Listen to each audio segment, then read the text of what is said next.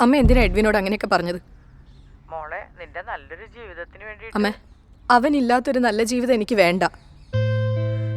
അമ്മ അത് ആദ്യം മനസ്സിലാക്കണം.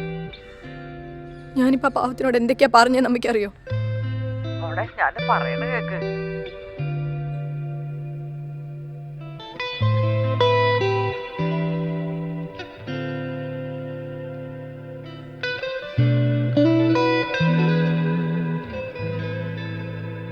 I am sorry. ആ ഒരു മൊമെൻറ്റിൽ ഞാനും നിന്നെ വെറുതെ സംശയിച്ചു. എന്തോ ഒരു ധൈര്യം വന്നില്ല നിന്നോടൊന്ന് ക്ലാരിഫൈ ചെയ്യാൻ.